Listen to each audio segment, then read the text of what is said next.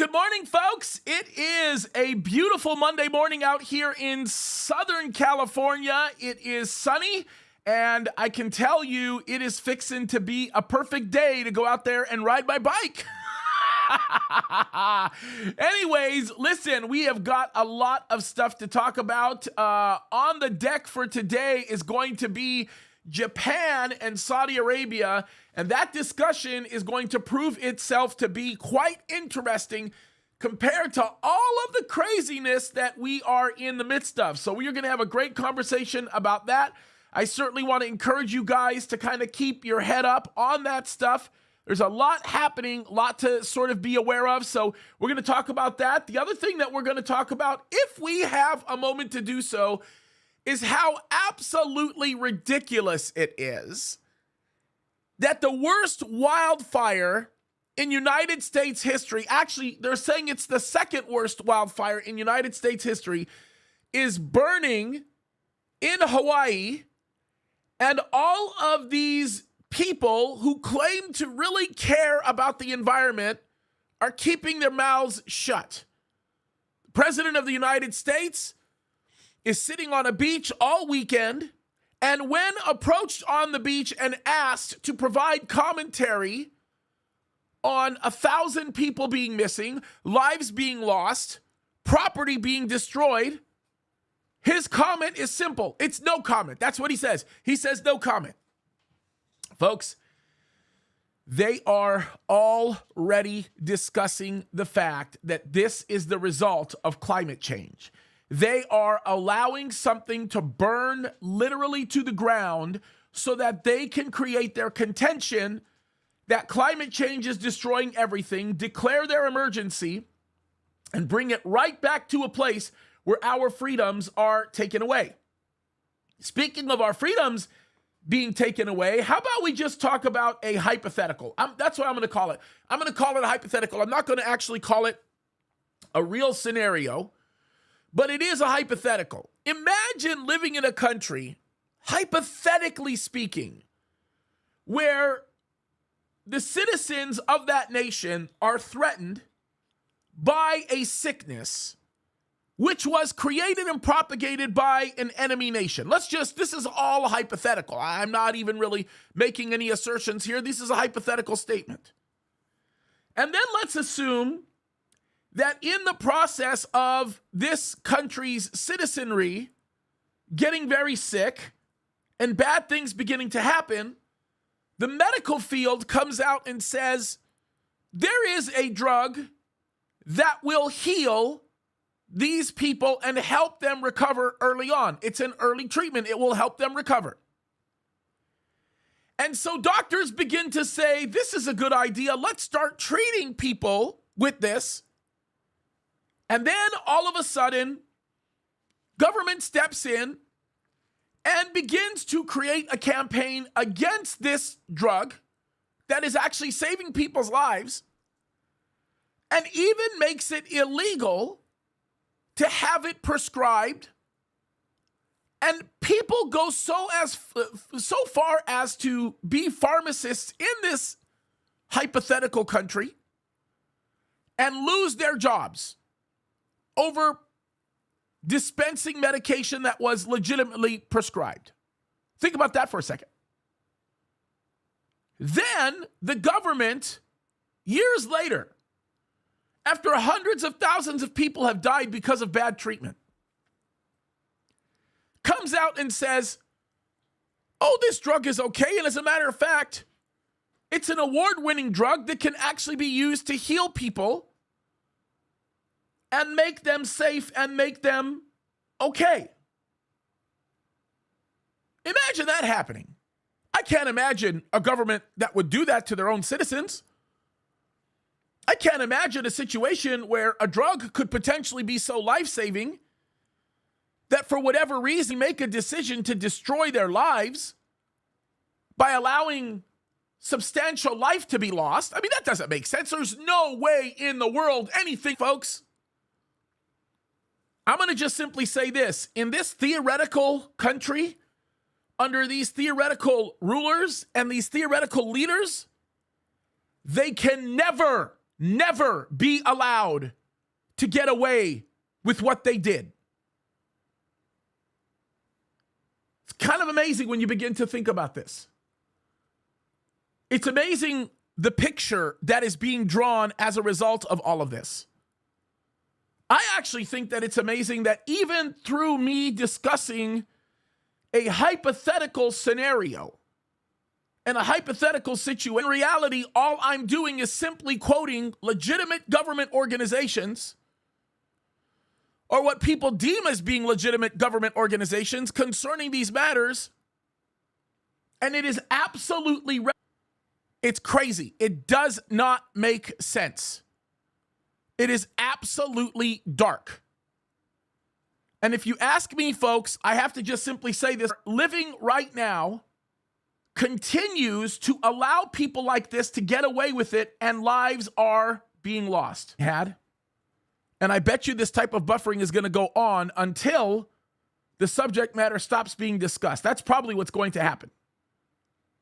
It's kind of terrible that it is that way. It's kind of actually dark that it's actually happening.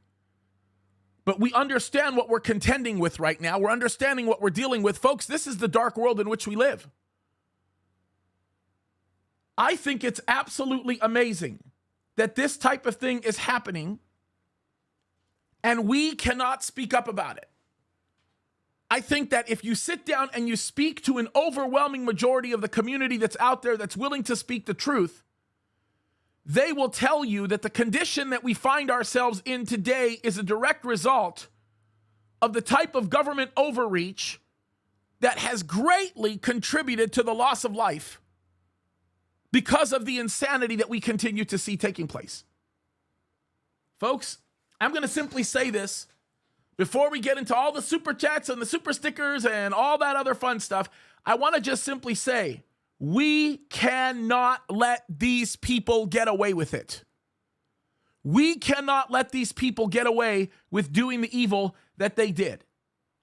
I think it's absolutely crazy. And you mark my words, when we start getting into the situation going on in Hawaii right now, they are going to use the crisis that they are allowing to get bigger and bigger and bigger and worse and worse and worse and worse and worse to create the crisis necessary in order to allow a new type of lockdown to take place, because that's the direction where things are going.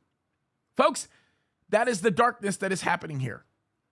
And it is terrible. It's absolutely terrible. I also think it's interesting, by the way, the fact that there are very few people that are willing to have the conversation, even though it's blatantly in front of us, in our face, and these conversations are being had. It's amazing to me that it's not being seen the way that God had designed for us to actually deal with things. It's absolutely nuts. Anyway, so we're going to talk about all of those things. I do want to first just take a moment to acknowledge those of you guys that are supporting us. Thank you so much. Those of you guys that are supporting us on Rumble, thank you. Dawn, you're awesome. You say, Pastor James, just asking if you figured out why we need to tell the crawdads Jesus loves them too. No, I don't. They're going to have to help me make all those connections, because I don't completely understand the crawdad thing. But anyway, we'll have to figure that one out. Thank you, Dawn. I appreciate it. And then those of you that are giving here on YouTube, you guys are awesome. Let me just read some of these names, even though we have we probably dropped to half our audience right now, just in me mentioning a hypothetical. Isn't that funny how that works? I mention a hypothetical and we lose half the audience. I think that is such a funny thing, and that has nothing to do with people willingly dropping out. I'm going to just tell you that right now. We'll leave that be. But let me read some of these. You guys, by the way, are super awesome. Thank you so much. Our very first super chats and super stickers are Sherry Francis, thank you, and Vindog, thank you.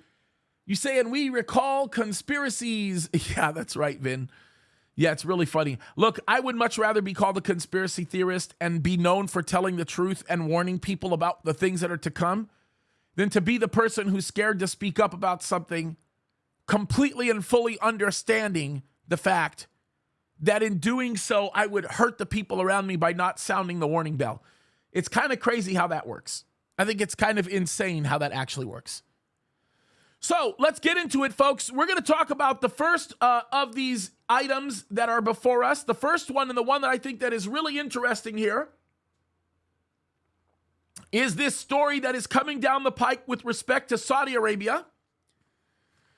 Now, we've had Saudi Arabia in the media quite a bit on multiple different occasions for a series of different things, and there are lots of reasons why the whole world should be spending time taking a look at this, right? I think that this is a very critical area for us to stop for a moment and to really ponder why things are happening the way they're happening, right? And the sequence and the timing of which all of this is happening. It's not a coincidence that these normalization agreements with other nations that are within the UAE begin to fall into place prior to Saudi Arabia getting in line with Israel, which, by the way, is happening, and it's actually going to be happening a lot faster than a lot of people think. A lot of people think, by the way, that the United States of America getting involved with trying to establish something with Saudi Arabia and Israel has something to do with wanting to create some kind of a lasting peace process, when in reality it has absolutely nothing to do with that. The play that we are watching the United States of America make with respect to their involvement with Saudi Arabia is them desperately trying to take the place of Russia as the big daddy in the Middle East, because the United States slowly gave up their position as big daddy in the Middle East, while very quickly giving that position to Russia. Russia still has it. Russia is not walking away with it. Russia will continue to have it. And the reality of it all is, when you stop for one moment to reflect upon the seriousness of what that actually creates in the Middle East, it kind of is mind-boggling. The United States, after not thinking through a series of its terrible decisions under the current regime in office, has literally obliterated any chance it could ever have of being the strong hand in the region. Nobody in the region respects the United States of America anymore. I think the final nail in the coffin that took place there was when Afghanistan took place the way that it did.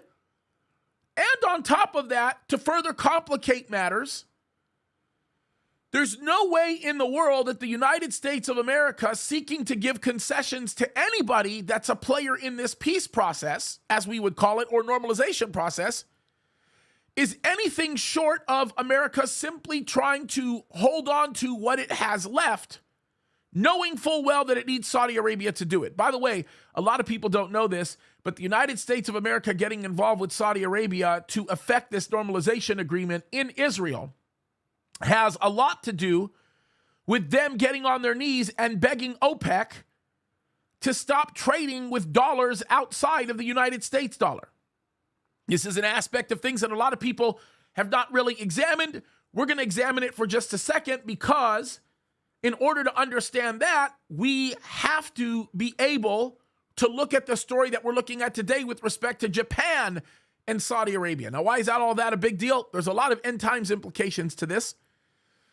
But we have to start off with why the United States of America is doing what it's doing in the Middle East right now, why they're getting involved with Israel. Why is it all of a sudden they're looking to try to help enhance certain diplomatic relationships between nations that they have not cared about so far these last few years? And why in the world they're trying to do what it's doing? Folks, it all goes back to Russia-Ukraine. It all goes back to the mess that the United States of America initially made when it chose to sanction Putin and tell Putin that he is going to pay the price for what is actually happening to Ukraine. So let's talk about this for a second, because I think that what I need to do is I need to give you guys a very quick fly-by-night sort of picture of how this happened in the first place. Then go into what it created, right? The cause and effect. Then we start looking at the dominoes, the series of dominoes that continue to fall in ways that are just absolutely unbelievable. And then we'll start talking about where that leaves us, okay? Because I think that this is really simple. I think that the issue here is, the issue at hand here is pretty critical. So let's connect the dots before we get into the gist of the subject, which of course centers around Saudi Arabia wanting to join a fighter jet initiative project with the UK, Italy, and Japan. By the way, interestingly enough, the UK and Italy basically saying, yeah, Saudi Arabia, we want you. Actually, what they're saying is, yeah, Saudi Arabia, we want your money. Japan saying, heck no, for a lot of reasons. And it involves a series of different countries, right? But the bigger issue at hand here is the movement that is existing under the nose of America is happening in a way that America isn't even doing anything about it, even though it fully knows what's going on. And it is rendering our own forces defenseless while we are helping to build the forces of international communities. And not just international communities, but the same international communities that we know in the Bible will be the ones that stand tall in the end as they capitulate their power to the final Antichrist. So this kind of stuff is not a coincidence. This kind of stuff should not be strange to anybody. The geopolitical connections alone that have to be made here are pretty unique and are pretty significant. We've got to get into all of those things, and we've got to look at the full implications of every single one of those things and actually what it means. Okay? And yes, forgive me for saying this, but Japan should be a bit of a concern to the international community for a lot of reasons, right? I think that this is very, very, very, very important because Japan is getting really smart and is getting really wise about how it deals with nations unilaterally. And quite frankly, its bilateral approach to how it actually works in cooperative, I guess what we would say, efforts with other nations, militaristically speaking, is very calculated. And it's calculated in a way that brings to it the ability to fully understand everything that is actually going on. Folks, there was a reason that Shinzo went through what he went through. I think he was a great leader. I think that there was a lot of very good things that came out of his leadership. And I think there were a lot of people that hated him, as evidenced by what happened to him. But I think we've got to talk about this a little bit because there's a lot of complexities associated with what's going on here that the world isn't talking about, that the world isn't noticing, because it's all going on under their nose. So let's go back to the issue of Russia for just 1 second. Russia was backed into a corner. I don't care what anybody says. Now, I am not a fan of Russia. When I say I'm not a fan of Russia, I'm not a fan of Putin. I am not a Putin apologist, nor am I one that stands as some kind of a hidden secret nationalist for Russian causes. But what I will say is I am an apologist for truth. And what I will say is that I pay attention to the things that I think I need to be paying attention to according to the standard and precedent that the scriptures give us. And when you stop for a moment to consider what is happening here in our midst, what is actually going on and what is actually taking place, the dots become a lot easier to connect, especially when we arrive at the story that we're going to get into today. So let's lay the background of this for just a second, because the background here is very important. We've got to sort of lay down the groundwork, okay? So we have to start off with people like Lindsey Graham. Now, all of you know me that I am not a fan of Lindsey Graham. I think Lindsey Graham is a detriment to our nation in many ways. As conservative as he might appear to be, and as supportive of the right things as he might appear to be, he's one of those guys that likes to jump on bandwagons, if you know what I mean. And Lindsey Graham will be found anywhere where there is a popular sentiment that exists that will further his uniparty cause. Lindsey Graham is not somebody who holds fast to a specific ideal. Rather, he is somebody that holds fast to a specific mechanism that moves forward whatever his desires are for a particular purpose or outcome. Now, I'm not going to put Lindsey Graham on the level of many of these demonically inspired leftists that just simply have a desire to destroy our nation as a whole.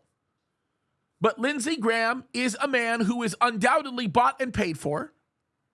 He is a man who is undoubtedly not very concerned about the overall condition of our country, because if he was, he would not be the warmongering, completely out of control, reckless individual that he has been in the last several years.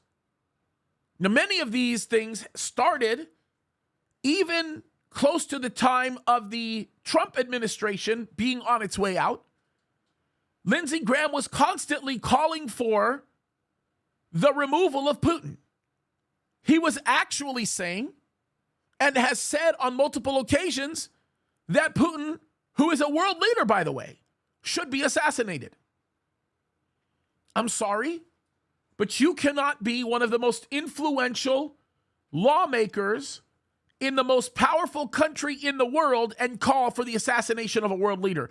It is completely irresponsible. It's absolutely foolish. Then old lady Graham somehow and in some way recognizes the connection that exists between Ukraine and the United States. He might not necessarily understand the full implications of clandestine operations that are being conducted from within Ukraine by the United States of America, but what he does fully understand is the amount of money that he stands to gain as a result of standing for certain principles and walking away from certain principles. He also understands the fact that Joe Biden has served as a gateway into that world for quite some time, and on top of that, has even recently, within the last few weeks, made the statement that Joe Biden is a decent man, and if you really can't see that, then something's wrong with you. You need to go get your head checked. That's literally what Lindsey Graham just said recently. Okay? I don't know how you can call a decent man who has a granddaughter out there that he constantly denies the existence of, and now finally is beginning to acknowledge the existence of, because the political expediency of his stand regarding that matter is beginning to wane. I'm not even going to get into that issue. Let's just forget that. I don't even want to get into the fact that the country is literally being sold out, that the country has become a big fat piggy bank for really evil men like him. So I'm sorry, Miss Graham, but for you to be able to say that this is a situation where we should recognize the current sitting president of the United States as being a decent man, look, I'm not going to even say forgive me for saying this, but you're a kook. You're completely nuts. There is absolutely no way anybody can have a viable view that looks remotely healthy, that will carry the contention that Lindsey Graham is anything, or that Joe Biden is anything of a sort. So you have Lindsey Graham and men like Lindsey Graham who have been behind the campaign to warmonger from the very beginning. Let's face it, folks. It's just like the old Halliburton crew. They stand to make lots and lots and lots of money when our nation goes to war. In their mind, who cares if kids are dying? It's not a big deal to them. It's not anything for them to be concerned with. It's really inconsequential. The loss of life is inconsequential to men like him. It's not anything that he cares about or anything that he's really even concerned with. It doesn't even matter. So what happens is, through the rhetoric that's being communicated, already Putin's antennas are up. And he's paying attention to the rhetoric that's being communicated. Listen, if I'm a world leader and I have a lawmaker, one of the most influential lawmakers in the most powerful country in the world, calling for my assassination, I think I'd wake up a little bit. I think I'd pay a little bit of attention. I think I would want to find out what in the world is going on and what is the inner makings of all of this. So he does that. Look, whether or not anybody wants to admit it, that's exactly what's happening. That's exactly what's taking place. Now, let me take it a step further, because this becomes really interesting, and I think that we have to be very wise about how we handle this, right? What he says and the rhetoric that he continues to communicate isn't enough.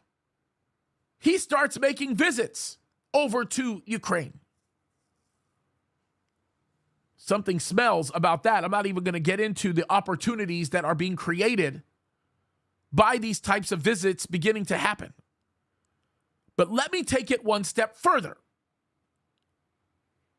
How about we talk about the fact that these same lawmakers, people like Lindsey Graham, turned up the heat in an attempt to get NATO to accept into its fold, into its alliance, Ukraine. Russia's been saying, don't even think about it. And if you don't stop this rhetoric, we're going to have a problem. Well, they turn up the rhetoric. They increase the rhetoric. This is happening 2 years ago. No one's paying attention to the dynamic. People don't think it's a big deal because it doesn't affect them in any way. There is no propagandist motions being communicated right now. No assertions being made by the Communist Nationalistic Network, CNN. Nobody's covering the story. Nobody's really talking about it. Nobody's thinking about it. But the warning bells are being rung by some people.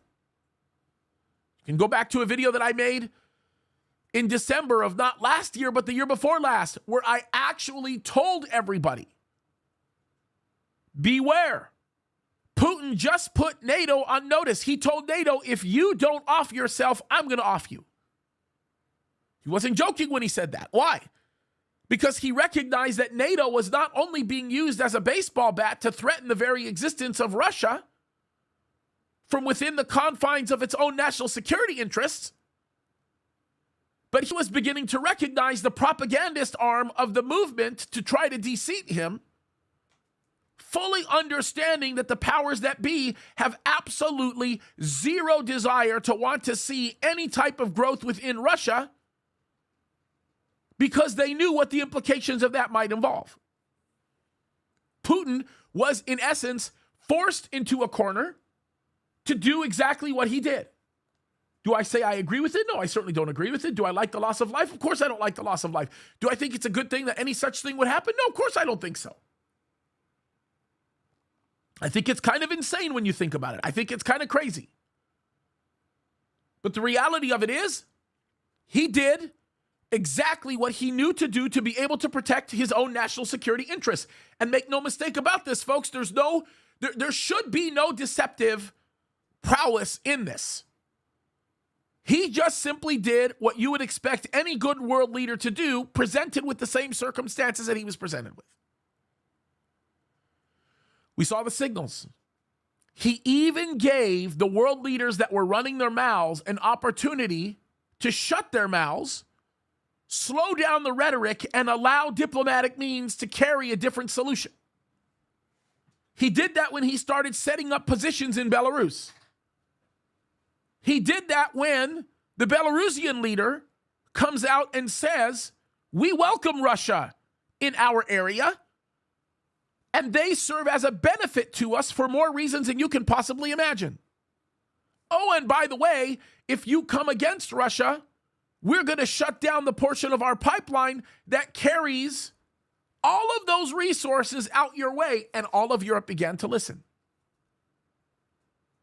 Instead of Europe actually sticking with the idea that they needed to just be quiet for a little while, let the coals kind of cool down and let things kind of sort of dissipate, the United States of America uses its own propagandist tools to motivate NATO by presenting NATO with all the money that Donald Trump negotiated away from the table in order to fill their pockets back again to move them in the direction that they wanted to be moved in. Folks, understand this. The former president of the United States didn't just get us a better deal with respect to NATO. He didn't just put himself in a position where he demanded that they make the kind of contributions that equalize the alliance.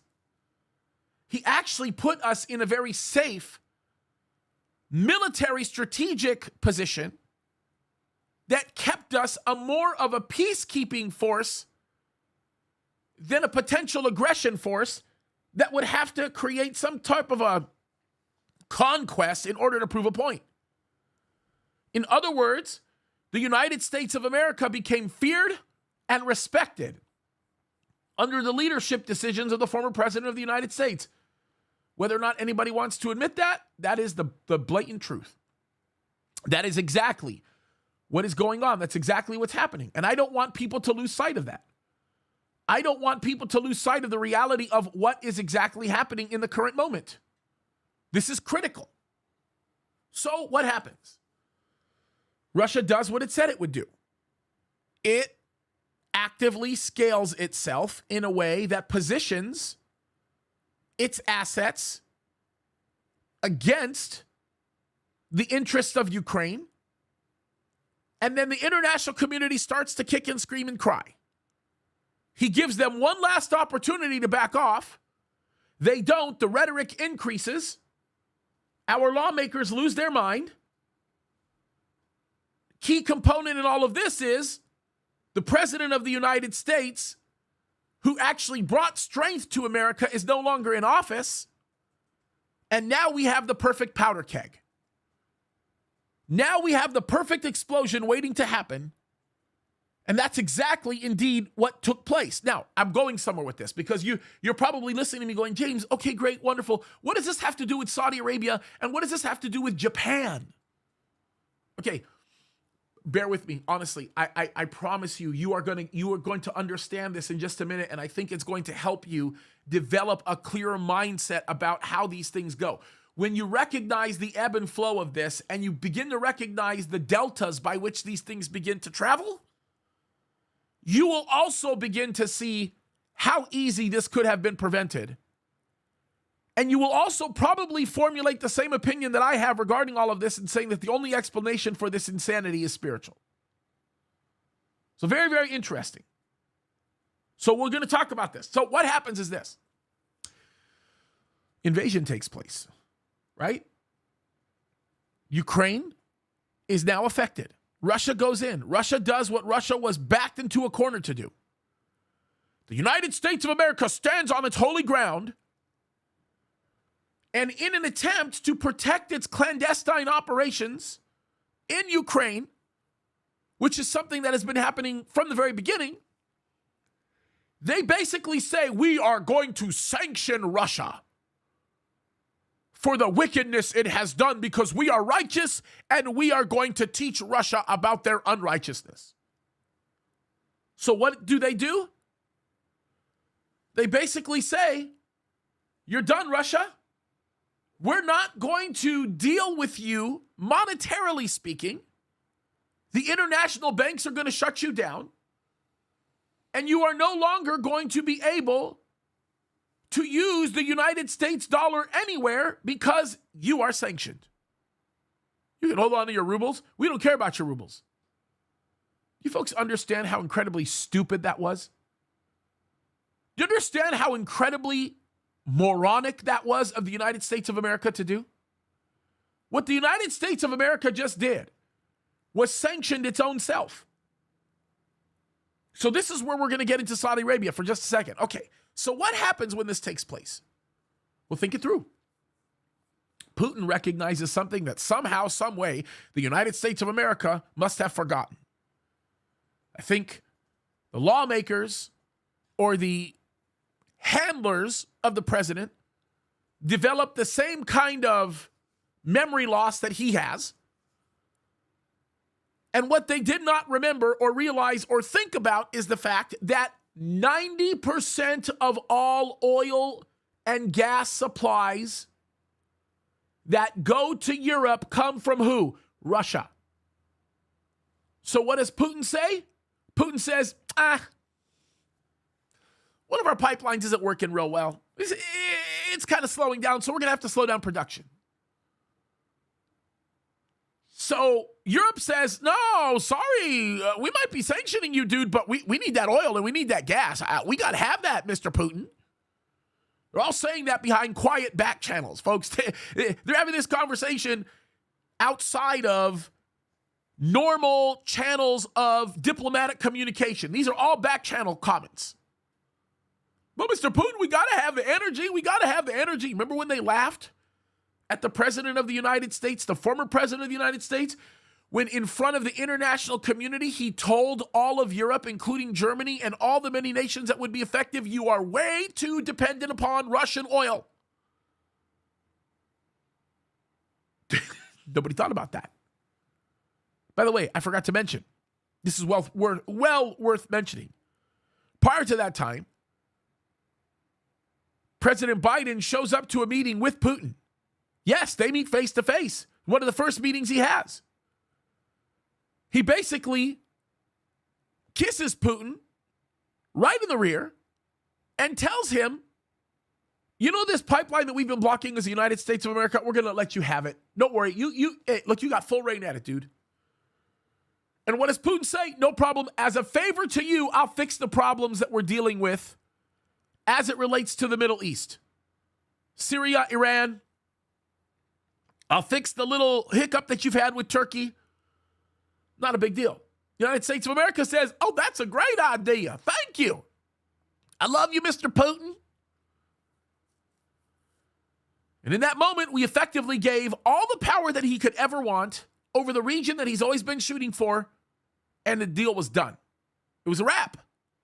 In the meantime, Saudi Arabia starts positioning themselves in a way that is very, very, very, very hostile towards the United States of America, because while all of that is happening, the United States of America's one of its very first act by this corrupt administration, this regime, is to make the Yemeni Houthis no longer a terrorist organization which ties the hands of the Saudis to be able to deal with potential defense strategies on the southern border of Saudi Arabia, which of course we know the southern border of Yemen is on the southern border of Saudi Arabia.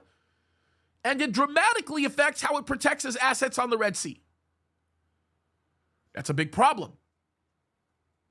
Only way to fix that problem is to get Russia into the picture, walk away from the arms deals that you've had with the United States of America, give that money to Russia, and a little bit more just to tell the United States of America to kiss off. And while all of that begins to happen, think about this.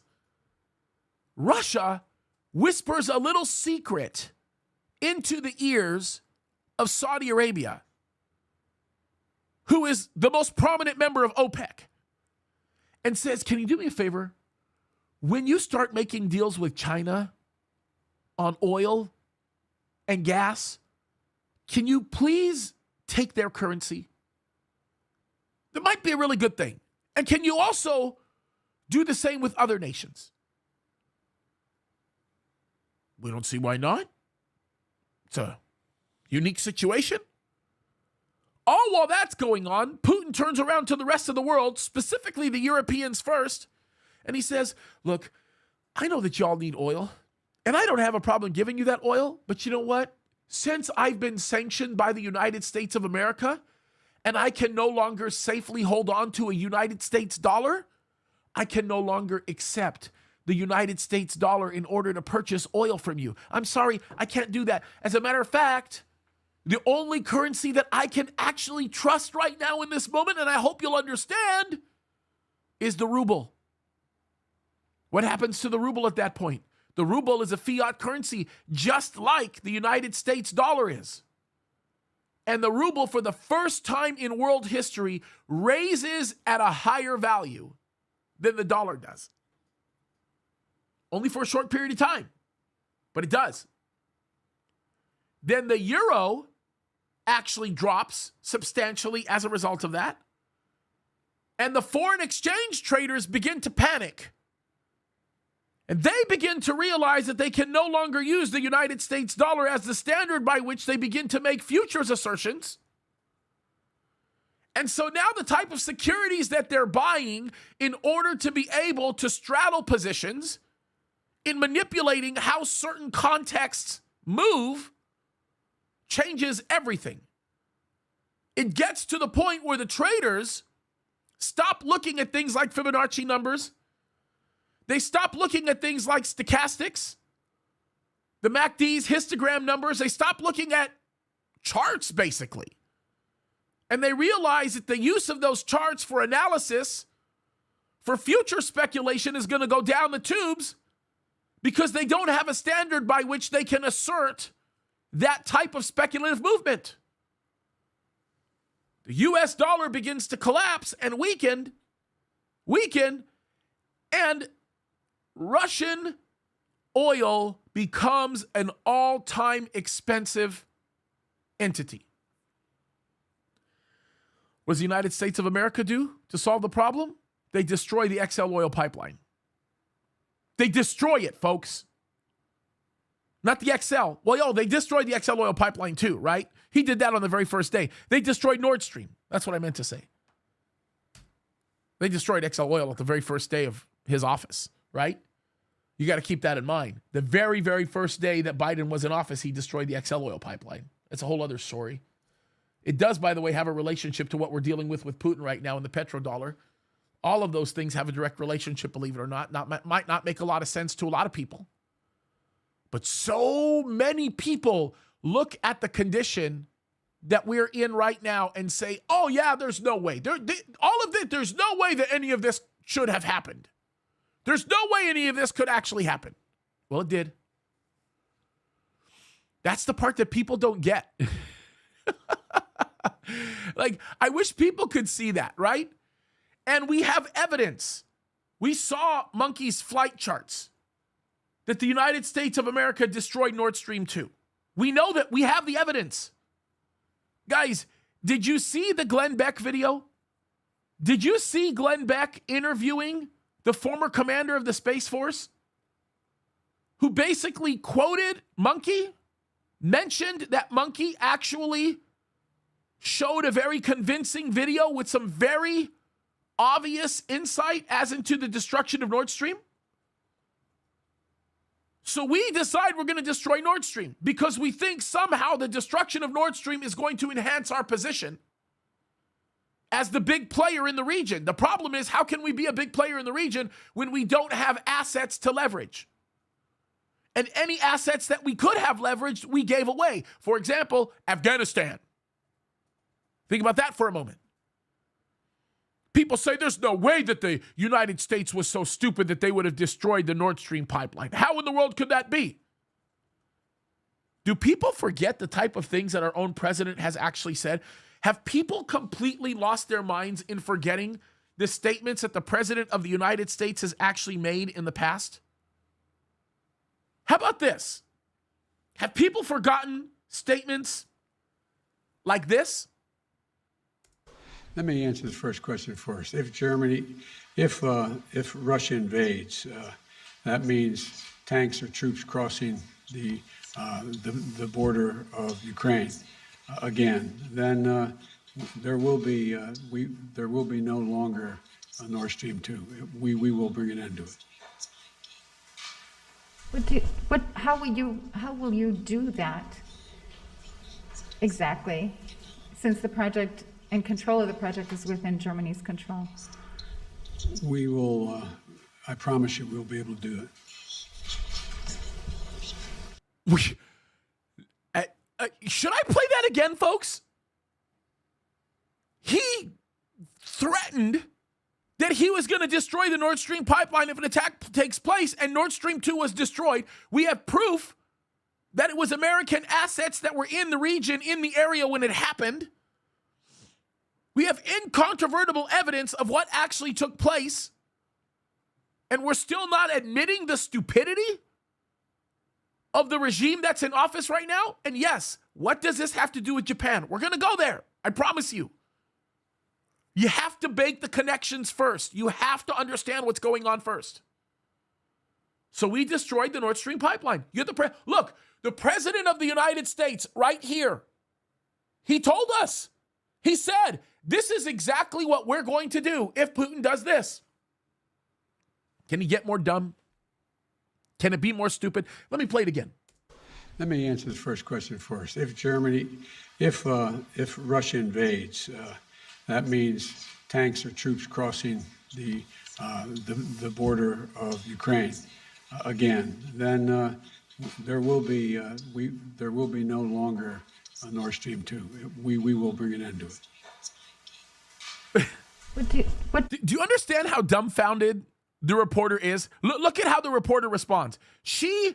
Because she has some understanding of the geopolitical infrastructure and how fragile it is in the region, she looks completely puzzled. She's like, wait, Germany is an ally, and an overwhelming majority of the assets that run Nord Stream and depend on Nord Stream are going to be in Germany. There's a work that's being done there that helps the Europeans. You have no control over those assets. Mr. President, how are you going to destroy it? That's how puzzled she is. Look at this. Listen. And then listen to the smirk on his face and the confidence. Who knows, man? That might be an AI face. I don't know. How will you do that Exactly. Since the project and control of the project is within Germany's control. We will, I promise you, we'll be able to do it.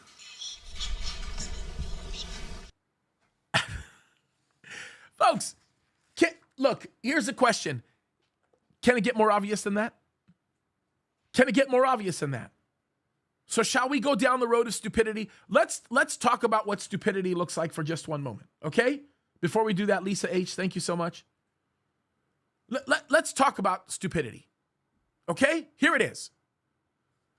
I create a set of policies right now in the moment that open up the door for record numbers of inflation to take place in my country. That's what the president did. We have inflation taking place at a rate that is so exponential and unbelievable, it's not even funny. A piece of plywood prior to the president coming into office would cost a contractor $10 for a sheet of plywood. $10. Is that about right, Dale? $10? About $10.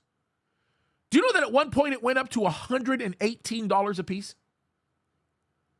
Do you understand that if it costs a house to be built $100,000, that cost now goes up to $500,000 as a result?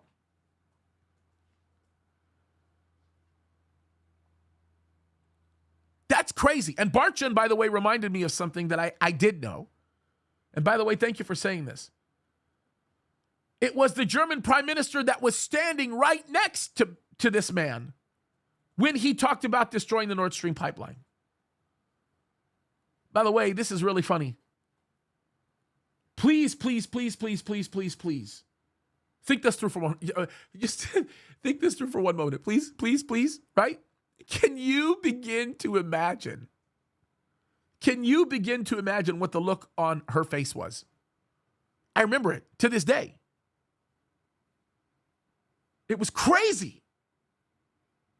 It's like the Europeans are saying, why are you taking us down the road, America? Why are you doing this to us?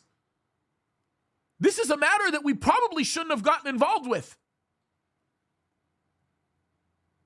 You understand that Ukraine could have been done and the issue could have been completely resolved without one fire being shot. Literally, without one bullet, without one single weapon, had the former president of the United States still been in office. It would have been done. Both of those boys would have gone back into their corners. Common sense would have prevailed. Deep state assets probably would have left Ukraine very quietly. Things probably would have been different. But that's not what happened.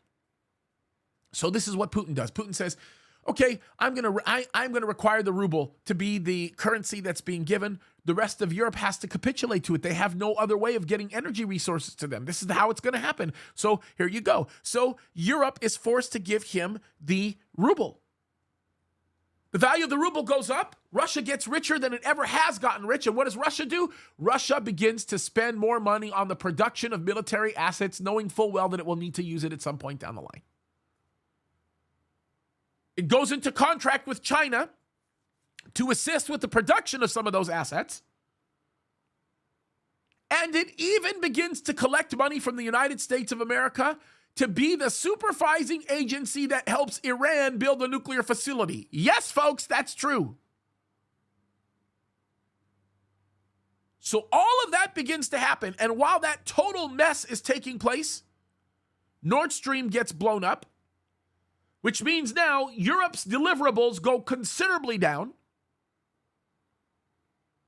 And now OPEC has to step in. Now, this is where it gets interesting, right?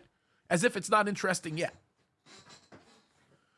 OPEC now steps in. And OPEC says, I don't like what the United States has done in this situation. I have no desire to yield to or capitulate to any ideals that the United States of America might have to protect any asset that they claim to want to protect, because all they've done is make this situation worse.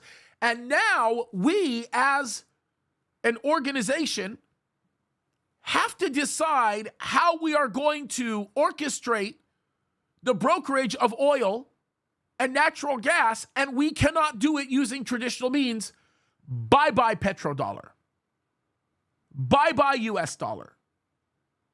And that is the point where they decided to start selling energy resources to Asian countries using their own dollars. It's a win-win for OPEC, because what OPEC gets to be able to do is to create the conversions that end up running in their favor, even if their concern is that the United States dollar is going to falter. So long as it doesn't in the speculative market, they're able to make the conversions necessary to be able to pull in whatever they want through the manipulation of certain market currencies. And then they end up becoming more richer than they already are. And in that riches, what do they start doing? They start securing military assets, member nations, by the way, of OPEC, that begin to cradle up its own interests in watching over its borders. Case in point, one of the outcomes of this mess is other nations now being allowed to create projects that are designed to give a better and more significant form of air superiority to the member nations. And the whole goal is defeat the F-22 Raptor. I promise you that. That's the goal. The F-22 Raptor being the greatest asset that the United States holds, at least publicly, for air superiority. Yes, it is a better plane than the F-35.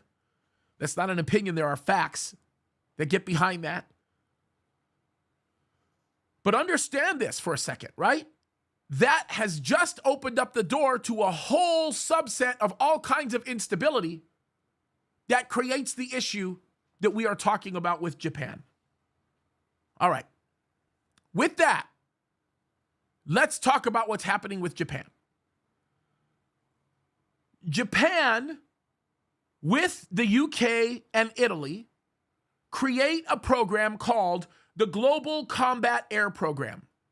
Okay, for those of you that have never heard of it, it's called the GCAP. Some people have heard reference to it. This program is designed to deliver a highly advanced and exportable combat aircraft by 2035. That's the goal. They believe that this significant advance will strategically and significantly increase the air superiority efforts of the UK, Italy, and Japan. Now, by the way, if the United Kingdom is involved in this project, I promise you they're not getting involved based on fiscal assets. They're getting involved based on informational assets. Information that they're bringing to the table in the production of these fighter jets are going to be significant. Italy does have some to bring. There's a lot that it has to offer here. Not nearly as much as the engineering feats that are going to come out of the UK. And Japan has the most to offer in that there are some strategic aspects of this project being initiated that could have never been initiated had it not been for Japan's involvement. So with London, Tokyo, and Rome being a part of this massive project, it is almost guaranteed to run successfully and perhaps deliver a little bit earlier than 2035. But what happens is Saudi Arabia comes into the picture and makes a request to join this trinational alliance. By the way, this request was confirmed by 5 senior officials that were in London, Tokyo, and Rome. We know that this is happening. Interestingly enough, the UK and Italy says, you know what, Saudi Arabia, that might be a great idea. You might not bring the kind of engineering prowess that we're looking for, but dude, you're going to bring in a lot more money than we could have ever put to the table. And with that kind of money, we could really accelerate the project. Japan goes, sorry, we're not doing this. Why does Japan do it? Well, Japan, and this is a guess, there are some statements here that are being made in these articles that I've been reading that confirm some of this. But Japan has serious concerns about entering into an agreement like this with Saudi Arabia because it has the potential to greatly affect other nations in which it carries arms deals with.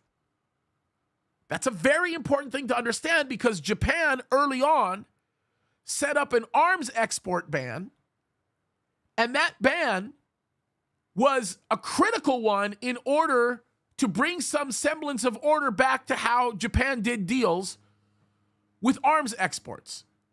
It's very important to understand this because this was created by Shinzo Abe, who now is no longer with us, right?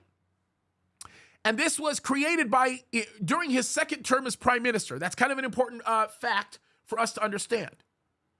He created 3 terms, or what he called 3 principles on arms exports. That's what he called it.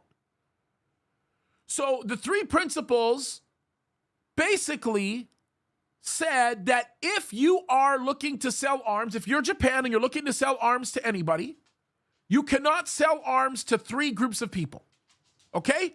The first group you cannot sell arms to are communist bloc countries. Pretty easy.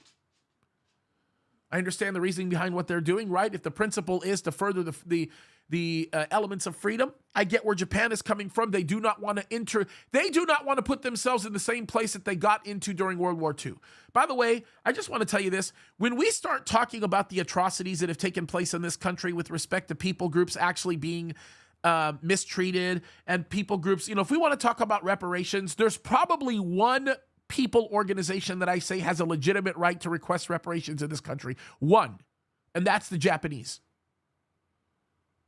For a lot of reasons. There are things that have gone on in people's lifetimes today. Do you understand that there are people right now that are Japanese Americans that have literally no wealth to their name because it was stolen by the United States government and never repaid to them? Families that are still struggling today because of that, and they are wonderful people that got thrown into camps and were terribly mistreated.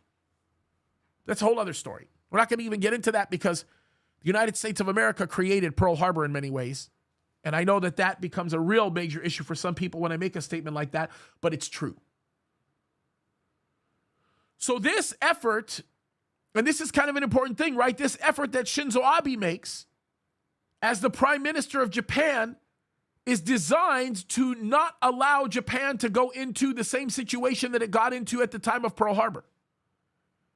It keeps Japan from entering into alliances that could cause them to become victims of something yet atrocious all over again. Very wise decision, by the way. So the first group of people that they cannot export arms to are communist bloc countries, right? Now, by the way, there are some complexities that are associated with what we refer to as communist bloc countries, okay? Because when we talk about communist bloc countries, we're talking about the Eastern Bloc. And the communist bloc countries that we're talking about are Cold War countries, right? So you're talking about, what was formerly part of the republics of the USSR. There's a lot of nations that fall into that category, right? Ukraine being one of them, even though they made a special exception with Ukraine. Georgia, Armenia, lots of countries. Estonia, Russia, of course, Uzbekistan, lots of different organizations. With the list of these nations, particularly even some of the ones that fall in the Warsaw Pact, Japan will not sell to these countries. They refuse to sell to China, the Congo, Ethiopia, North Vietnam, North Korea, Mozambique, Somalia, many of these countries. I think that's kind of an important thing that we have to kind of keep in mind. Now, this is critical, okay, because they will not go past the principles that were created for them in 2014 for a series of reasons. The second group of nations that they will not export arms to are countries that are under arms export embargoes under the United Nations Security Council resolution. Which, by the way, is very interesting because that means in some circumstances they couldn't even sell to Israel because the United Nations is corrupt and the Security Council is even more corrupt. And the Security Council resolutions are really dark, but that's what Japan's decision was. We're not going to export arms to anybody who falls under the arms embargo created by the United Nations Security Council, which, by the way, is a very political list. In some cases, it's very valuable. In other cases, it's just remarkably political. And I mean, that's just the reality of what we're dealing with here, okay? The other country that they say that they will not sell arms to are countries involved in or likely to be involved in international conflicts. By the way, in that third item, they pretty much eliminate most countries that are out there, okay? I think that's very, very interesting. By the way, it is interesting. Some of you might ask, what type of things would Japan actually import or export? Well, have you ever heard of the company Mitsubishi? Do you understand that the Mitsubishi motor had a large amount of play in what happened in World War II? Do you know to this day, out of Long Beach Airport, we still hear Japanese Zeros flying out of Long Beach Airport? It doesn't happen a lot. Probably happens 4 or 5 times a year. And the sound of those Mitsubishi motors is so unbelievably unique. It's just super cool to listen to, right? So at the end of World War II, for example, Japan exported these Mitsubishi light trucks to nations like the Philippines, South Vietnam, and the way that they were actually provided wasn't directly through Japan, it was through United States foreign aid. So they were purchased by the United States from Japan with the understanding that they would go to those nations, which in and of itself created some problems because the Vietnam War created even more difficult conditions for Japan in how certain things were actually provided. That's why Japan and North Korea are not friends, okay? Some interesting stuff there. So there were some exceptions to this, like, for example, maritime boat patrol exports. There was a lot of those that went out. There were some things that happened with Sudan where they made some exceptions. In South Sudan where they had sold arms, so on and so forth. But the company, the nations that they are selling arms to, right, are nations like India, Indonesia, Philippines, New Zealand, Thailand. Here's one that's interesting, and especially how it relates to Saudi Arabia, the United Arab Emirates. United States, by the way. I don't know if you know that, by the way, but there were retired helicopters that the United States Navy used to use up until about 2015, the MH-53E, right? Kind of an interesting story about that. I'm a helicopter guy, which is why I know about all that stuff. It's kind of cool. If you ever ask anybody that knows anything about the F-35 project, they'll tell you that the MH-53E was done all about that helicopter because the destruction of that program was done in order to be able to facilitate the needs presented by the F-35 program, believe it or not. Vietnam is a nation that they were giving lots and lots of help to with their aircraft, right? If you remember the P-3C aircraft, that's that. Ukraine. Ukraine is a very interesting thing. Ukraine was a decision that was made by Japan in March of this year, which there's a lot to be said about that. And just to get into the intricacies of it, it's just crazy. So Japan is saying, no, we don't want Saudi Arabia involved because we think it could complicate the relationship that exists between us and these countries.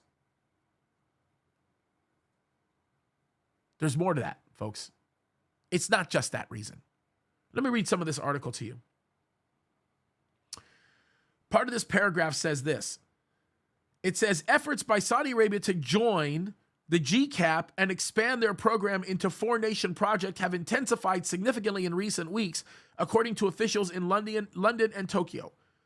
These efforts have included a direct request to the government of Japan in July when Prime Minister Fumio Kishida met Crown Prince Mohammed bin Salman in Jeddah. By the way, not a lot of people knew about that meeting. Kind of interesting to think about that. I was watching what was coming out of that meeting and that time. Lots of things happened in that area at that time that we should be talking about. We just don't have the time. I'm probably going to make a long-form video about it a little bit, by the way. Maybe this week. The Saudi involvement would also involve a potentially significant financial contribution to a project whose costs are estimated in the tens of billions of dollars, which Saudi Arabia could just pay for in a heartbeat. They wouldn't even blink. While talks remained at an early stage, the Saudi proposal could include an offer to contribute engineering expertise at various stages of the project, they said. The problem is what engineering expertise is Saudi Arabia going to bring unless we're talking about a structural mechanism, not necessarily pertinent to the aircraft itself, but to support buildings for the aircraft, because the Saudis do understand very well structural engineering. That could be a possibility. A senior British defense source said, the Kingdom of Saudi Arabia is one of the UK's strategic partnerships. Listen to this. And UK defense is keen to deepen work on GCAP.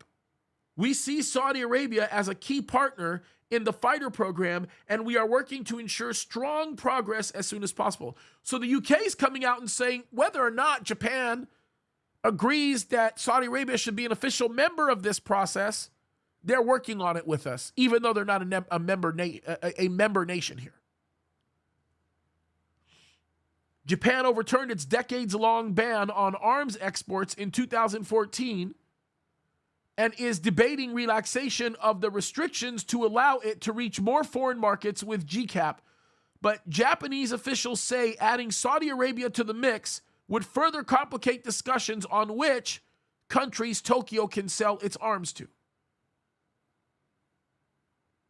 A fourth member would complicate negotiations on a project that already faces a tight deadline. That's one of the arguments that's actually being made. Right? Despite Italy and UK's tentative support for Saudi membership, people briefed on the matter said that it came with substantial caveats. Those include doubts over whether the new partner would have anything significant to offer on the technological side, which is something I just mentioned, right? The type of engineering that they're going to bring to the table has absolutely nothing to do with the technological prowess of that nation, because they don't have much of one. It's going to really, really, really center around structural engineering capacities. But the reality of it is, where are they going to need that in the aerospace world? It doesn't make a lot of sense. There are greater concerns about security, already a source of friction within the existing three-nation alliance because of the project's reliance upon sharing sensitive technology and information. Ahead of GCAP, the UK pushed Japan to improve its cybersecurity and introduce a more stringent framework for security vetting of people involved in the project and people familiar with negotiations that led to the deal, which, by the way, that was a major part of Japan's overhaul with their cyber technology infrastructure. There's a lot to say about that, by the way, because if I remember correctly, I think that they initiated or they asked for help, whether it was from Israel, I think, or someone in the Czech Republic. I have to go back and look. I don't remember. So the oil-rich kingdom is one of the world's biggest spenders on weaponry, most from the U.S., but Riyadh is also spending billions of dollars to develop domestic arms industry and is seeking partnerships with defense manufacturers as it looks to become a producer. Pretty heavy.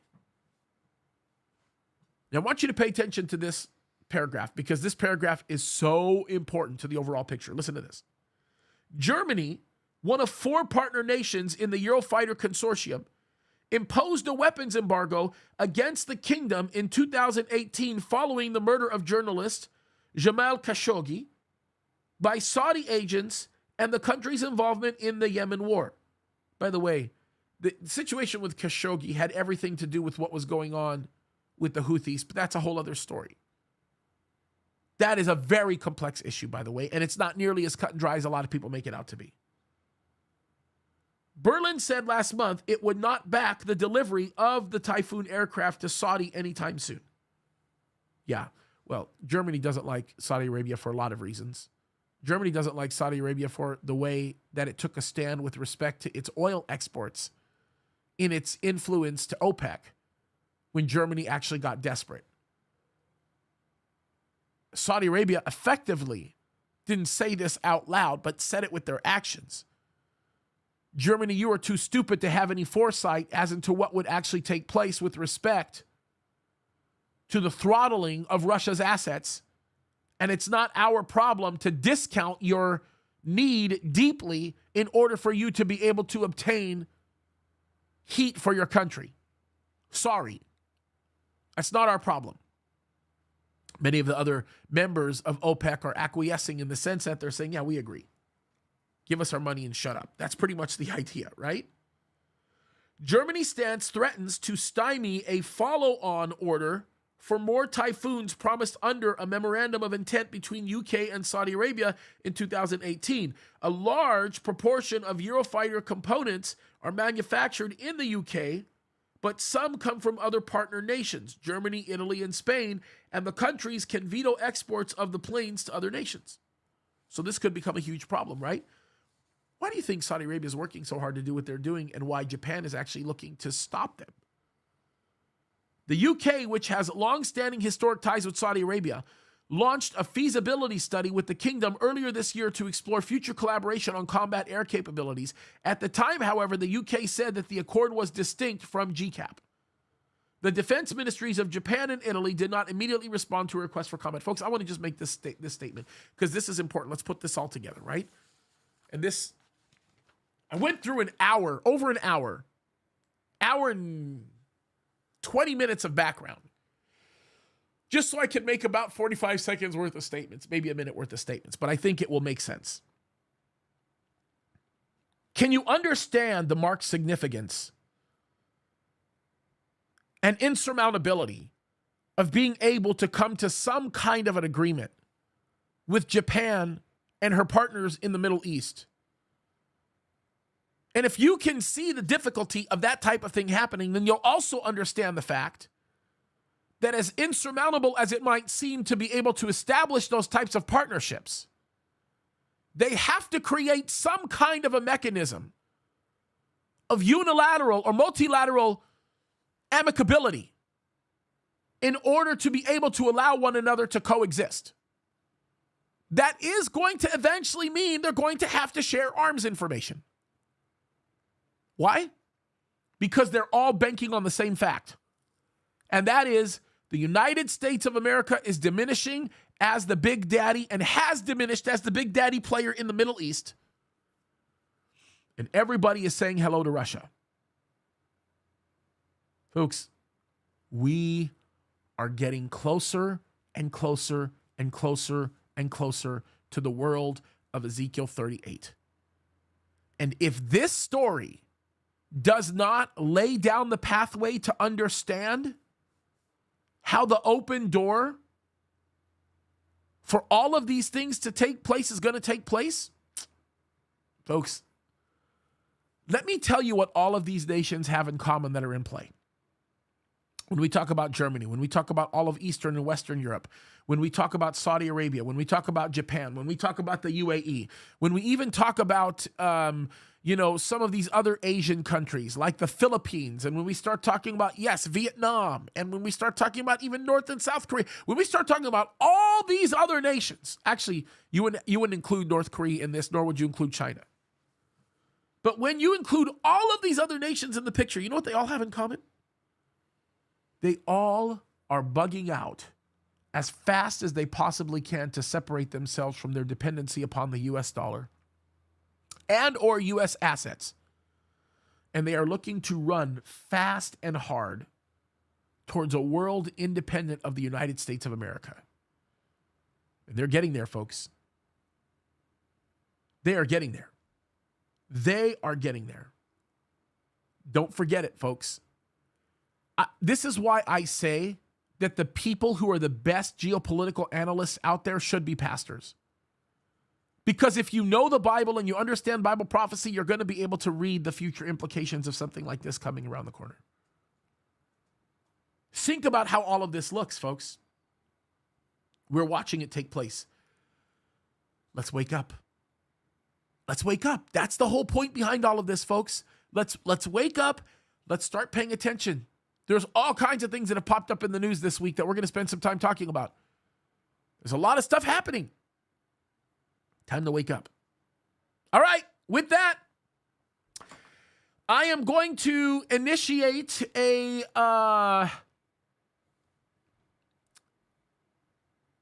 local session for you guys. Dale is going to be with me. He's not ditching us this time. At least I don't think he is. I hope not. He's right in the studio with me, unless he decides to just walk out because he's mean. I don't know. Yeah, he's laughing already. But we're going to have a good local session. We'll take some questions on this. By the way, I know that this probably has created a lot of questions for you. If you do have questions, I'd like to answer those questions. We'll do that on Locals and have a conversation about some of this stuff, because some of these connections are going to be really, really hard to make if you sort of leave certain nuances open-ended. So I, for one, am really excited to be able to make those connections for you. And I'm looking forward to everything that's in front of us, right? We have a lot of stuff going on right now in the world around us, you guys, that we can look at all of these circumstances and we can say, yeah, the Bible was right about that. Yep, the Bible was right about that. Yep, the Bible was right about that. It's really funny how that works. And we're seeing it happening again and again and again and again. And the one thing that is certain is that God is absolutely 100% faithful. He never gets it wrong, you guys. He never, ever gets it wrong. So glory be to God, right? He's faithful and he's good to us. And it's definitely something that we should be thanking him for, what he's done for us and what he's given us. So there it is, you guys. We love you. I'm going to close in prayer. I hope the first part of that broadcast got picked up. I know that we got, I don't know if you know this, but I got throttled during part of that when I was talking. Yeah, that was, YouTube was even telling me that they were throttling us because the connection wasn't good. I don't know. It's weird.